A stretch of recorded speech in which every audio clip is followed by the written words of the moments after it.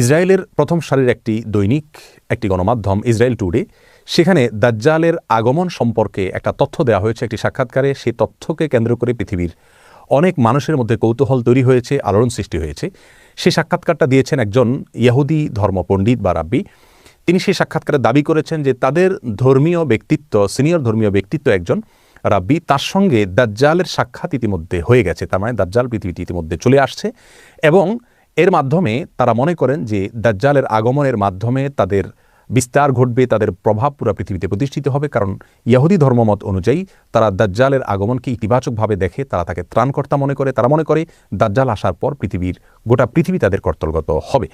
এবং এই ঘটনার প্রেক্ষিতে তারা ইসরায়েলের বাইরে সফর করছেন না, সবাই ইসরায়েলের ভিতরে অবস্থান করছেন। বিশেষ করে তাদের ধর্মীয় ব্যক্তিত্বরা ইসরায়েলের বাইরে কেউ যাচ্ছেন না, কারণ তারা মনে করেন তাদের ধর্মবিশ্বাস হলো দাজ্জাল আগমন করার পর পৃথিবীতে একটা ব্যাপক অস্থিরতা দেখা দিবে এবং সেই অস্থিরতায় পুরো পৃথিবীতে যে বিপর্যয় দেখা দিবে, যে ক্ষয়ক্ষতি হবে, সেটা পৃথিবীতে কোনো যুদ্ধেও এত ক্ষয়ক্ষতি হয় না।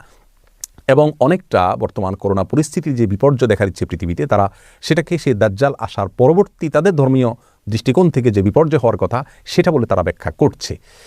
ইসলাম আসলে এ ব্যাপারে কি বলে? একজন মুসলিম হিসেবে আমাদের বিশ্বাস কি হওয়া উচিত? দাজ্জাল কি আসলে চলে এসছে, বা এই সময় দাজ্জাল চলে আসার কথা কি না? আমরা তাদের এই সাক্ষাৎকার বা তাদের সংবাদকে বা তাদের এই দাবিকে বিশ্বাস করবো কিনা বা কীভাবে ব্যাখ্যা করব, এ বিষয়ে আমরা সংক্ষেপে কিছু কথা বলবো। মা তৌফিক ইল্লা বিল্লাহ। প্রিয় দর্শক, কিয়ামত নিকটবর্তী হয়ে গেছে।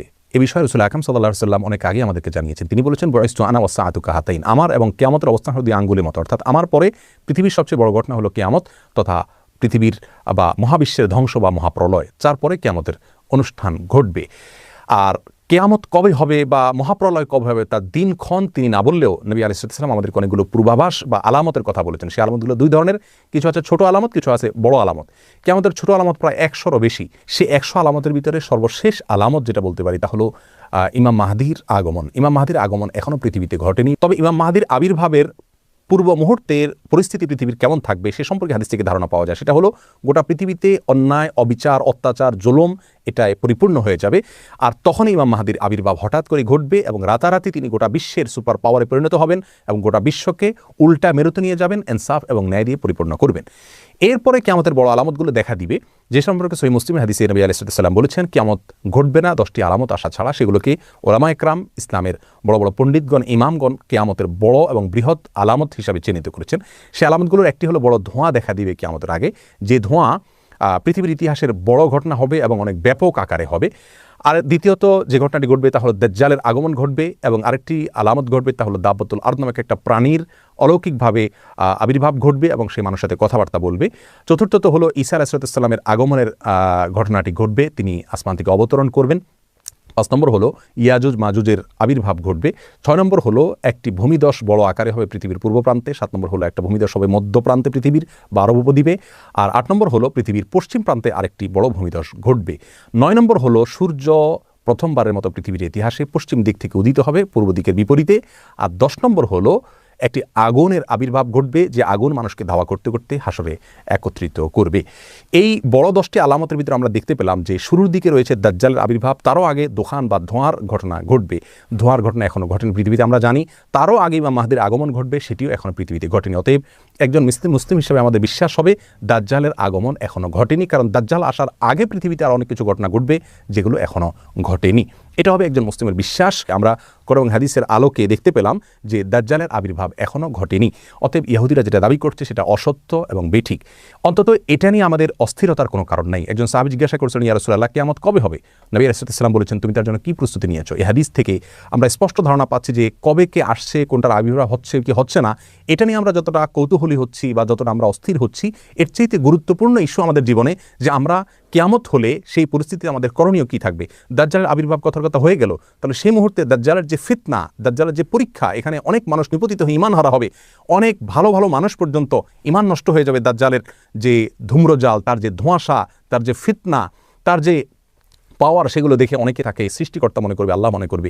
এই পরিস্থিতি থেকে বাঁচার জন্য আমরা কি প্রস্তুতি নিয়েছি? রাসূল করিম সাল্লাল্লাহু আলাইহি ওয়াসাল্লাম দাজ্জাল ফিতনা থেকে বাঁচার জন্য অনেকগুলো আমলি কথা আমাদেরকে শিক্ষা দিয়েছেন।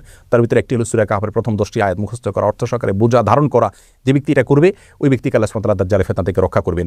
আরেকটি হলো দাজ্জালের ফিতনা থেকে রক্ষার উপায় হলো দাজ্জাল সম্পর্কে নলেজ অর্জন করতে হবে। পৃথিবীর পূর্ব প্রান্ত থেকে তার আবির্ভাব ঘটবে, 40 দিন সে পৃথিবীতে অবস্থান করবে, সিরিয়াতে তাকে ঈসা আলাইহিস সালাম হত্যা করবেন।